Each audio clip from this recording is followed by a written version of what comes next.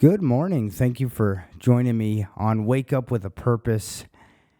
I was going to jump into part two of yesterday's segment, but the Lord has laid something on my heart and I would like to share it this morning.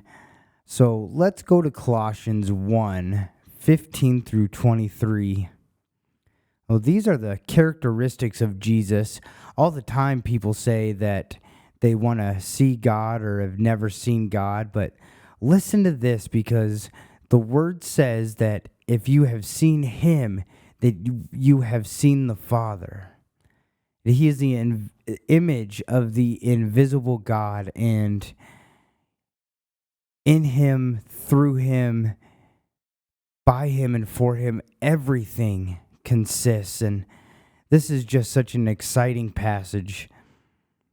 Starting at verse 15, says, He is the image of the invisible God, the firstborn of all creation. For by him all things were created in heaven and on earth, visible and invisible, whether thrones or dominions or rulers or authorities. All things were created through him and for him. And he is before all things, and in him all things hold together. And he is the head of the body, the church. He is the beginning, the firstborn from the dead, that in everything he might be preeminent. For in him all the fullness of God was pleased to dwell, and through him to reconcile to himself all things, whether on earth or in heaven, making peace by the blood of his cross.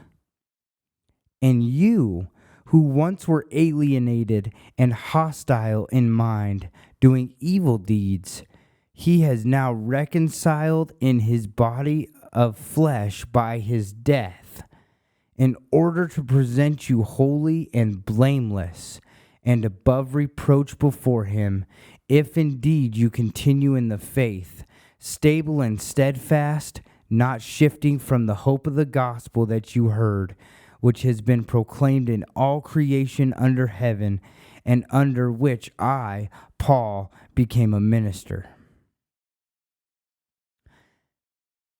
So you see, nothing compares to him. He wins and everything else loses. No matter what you're going through, just know you can stand in your faith and simply, truly, and fully know that you can trust in Jesus. Now, here's something special for us to focus on. It's out of Philippians, and I know that many of us may be suffering to some extent or have really big needs, sometimes mountains on every side of us, but no matter what the circumstance is. But I just want to read it first. Go to chapter 4 in Philippians, and starting in verse 11. This is the Apostle Paul speaking. He says, Not that I am speaking of being in need, for I have learned in whatever situation I am to be content. I know how to be brought low, and I know how to abound. In any and every circumstance, I have learned the secret of facing plenty and hunger, abundance and need. I can do all things through him who strengthens me.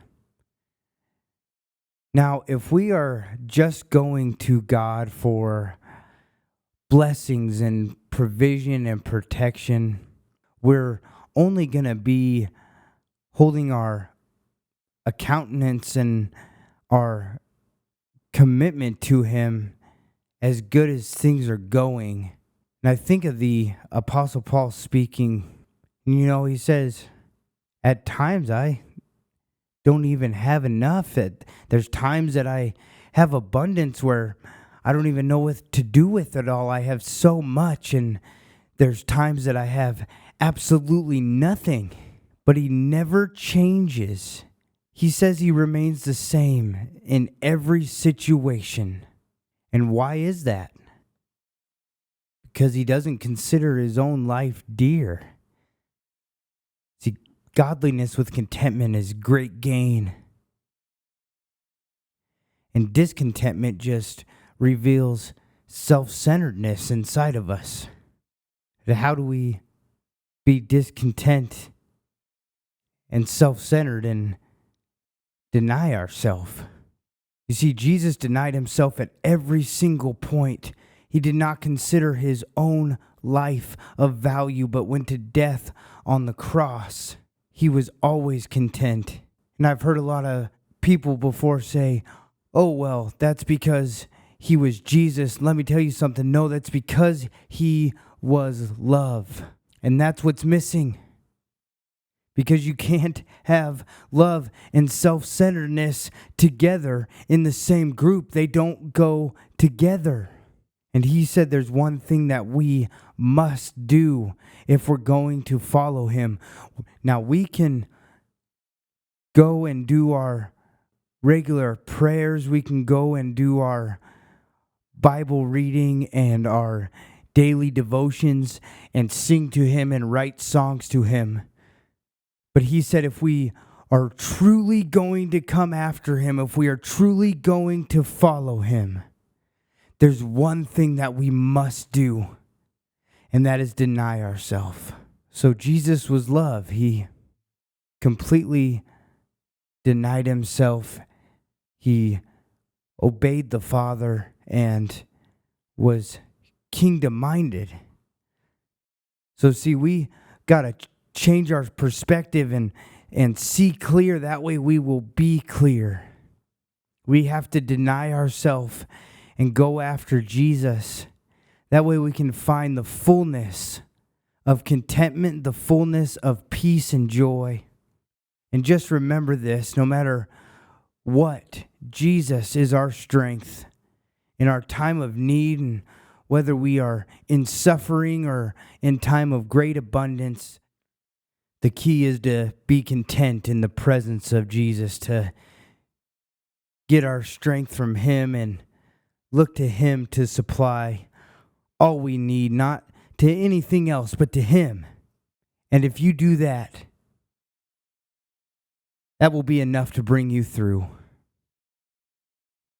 So I just hope that this was encouraging to you. I hope it'll get our hearts stirred up, that we will grow up into him in all things, that we will truly go after love, that we will focus on loving him correctly, loving others correctly, that we will learn what it means to be truly content and truly full of joy and at peace, that we would just grow closer to him and look more like him.